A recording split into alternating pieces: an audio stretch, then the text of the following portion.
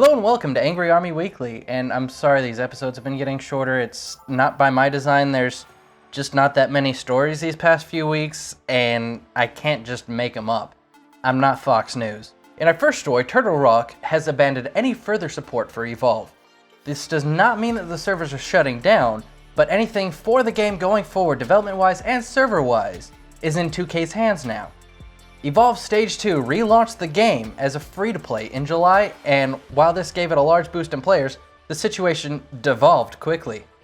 Oh, f*** you, I can make a pun every once in a while. Now let's switch over to our next topic. Bethesda. Gotcha.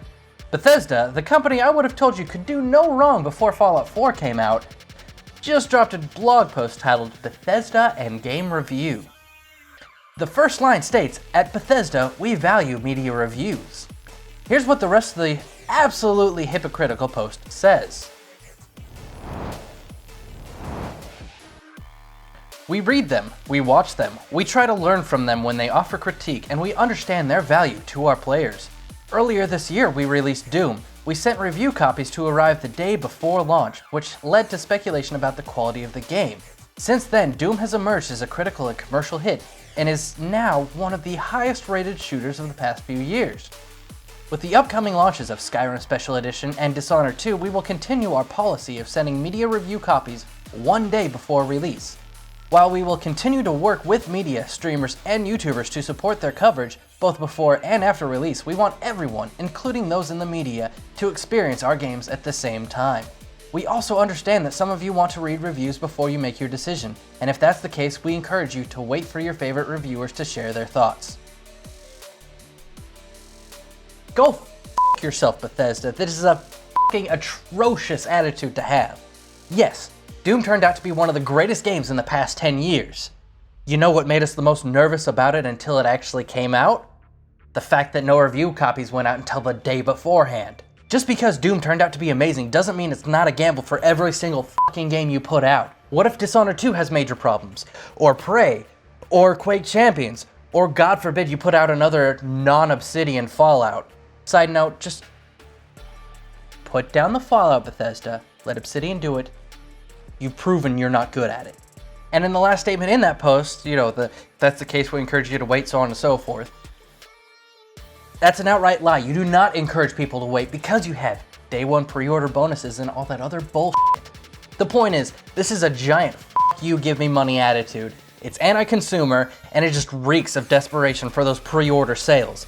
Not only is it anti-consumer, but it's a giant f*** you to all the reviewers because now they're forced to rush through the game and push out a subpar review if they want to be the first out the gate. And as a reviewer, you want to be one of the first out the gate so that people will come to your review first. Look, if you're that desperate for that pre-order moolah, but don't want to look like an absolute scumbag like you do now, I've got a simple solution for you. Give the reviewers the game a week or two in advance, and just put the embargo to the day before.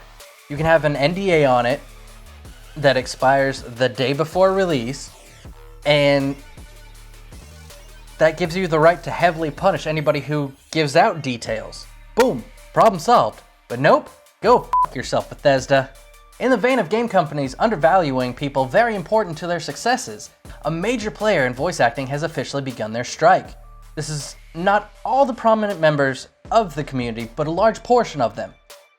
Specifically, it's the US Actor Union, Screen Actors Guild, American Federation of Television and Radio Artists. I'll be calling them SAG-AFTRA, just to keep it simple. The strike for SAG-AFTRA has been authorized for over a year, but is just now being enacted because game companies failed to reach an acceptable agreement. A large portion of the reason for the strike is not just being underpaid, but the lack of transparency in how their performances will be used. The union released a statement saying the following: "A last attempt to reach an agreement with video game employers this week was not successful. Management remains unwilling to agree to fair terms that would bring the interactive contract into the 21st century. The two issues of greatest contention are transparency and secondary compensation. While the companies are willing to disclose potentially objectionable material that may be involved in the role, they refuse to tell the performer's agent what game the actor will be working on. This keeps the performer from being able to make an educated decision about whether to take the job. This is unheard of in any of our other contracts. Regarding secondary compensation, employers have offered to give actors an upfront bonus based on the number of sessions worked, starting at the second session worked. The negotiating team is willing to agree to their proposal as long as secondary compensation is an option. In other words, an employer would have the option to buy out an actor by paying a bonus up front, or if they prefer, they would have the option to pay a bonus after the game releases if the game happens to sell more than 2 million units. The employers have refused to consider this option. The companies that the union has enacted the strike against are Activision, Blindlight, KURRO Disney Films, Disney Character Voices, Electronic Arts, Formosa Interactive, Insomniac Games, Interactive Associates, Take-Two Interactive Software, VoiceWorks Productions, and WB Games. Okay, I delayed it long enough. Nintendo Switch. Nintendo finally debuted the long-rumored NX with a release trailer announcing the new name to be Nintendo Switch. There are plenty of breakdowns and trailer reactions and so on and so forth, so we won't be focusing on that. Let's focus on what it is. The Nintendo Switch is a hybrid console handheld that has detachable controllers that can be used as one or two controllers, as well as accessories, such as a Pro controller, a built-in kickstand, and a docking station for the home console environment. The only confirmed games for the system as of right now are The Legend of Zelda: The Breath of the Wild, Dragon Quest XI, Project Sonic 2017, and Just Dance 2017. And yes, I know the trailer showed Skyrim Remastered, as well as a new Mario Kart, a new Mario game, Splatoon, and NBA 2K17, but none of these are actually confirmed as of yet. What really excites me is the third-party support. I mean, just look at this image so I can pretend I'm not reading them from a list off of my Surface. 505, Activision, Atlas, Bandai Namco, Bethesda, Capcom, EA, From Software, Sega, Square Enix, Starbreeze, Take-Two, Telltale, Ubisoft, WB, Epic, Unity. I mean, there's a good amount there, on top of the fact that it's confirmed it'll be able to run the Unreal 4 engine, thanks to the NVIDIA Tegra chip. This is very good news and solves one of my two biggest qualms with Nintendo recently, that being the third-party support.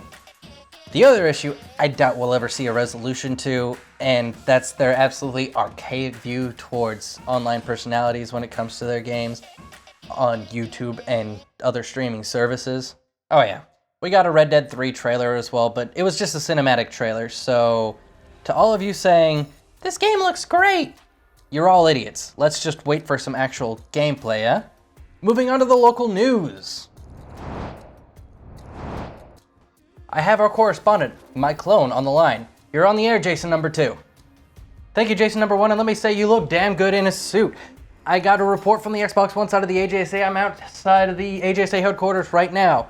On October 17th and 18th, with Slade Bogatti as the host, the Destiny Xbox One clan gathered to celebrate a year of Xbox One events on Destiny. In October 2015, the Destiny clan was reformed, and since then the game has emerged as a community favorite on the Xbox One side of the AJSA. On day 1, the 17th, the event group broke up into various squads to complete Vault of Glass and Crota's raids. All 3 squads successfully completed their raids. On day 2, the 18th, they engaged custom games in Crucible to start off the event, then they broke up into different squads to play Heroic and Nightfall Strikes, as well as regular Crucible. On October 22nd, Rune and Slade Bogatti held an event on Battlefield 1 with 23 total participants. This was the first event for Battlefield 1 on the Xbox One. Members rallied together to squad up and face off against each other during the event. They primarily played in Conquest mode and then went through every map the game offered at launch. Based off the positive response from the first event, the Xbox One team will see a schedule of more Battlefield 1 events and other activities going forward. Upcoming events on the Xbox One side are the Halo 5 one-year event anniversary on October 29th, and the Overwatch Halloween Terror event also on October 29th. Back to you, you sexy beast. Thank you for that report, you sexy beast, you.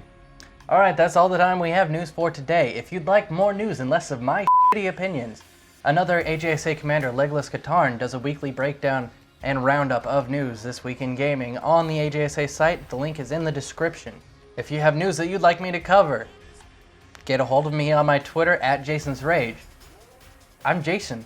And until next time, you all stay sexy out there.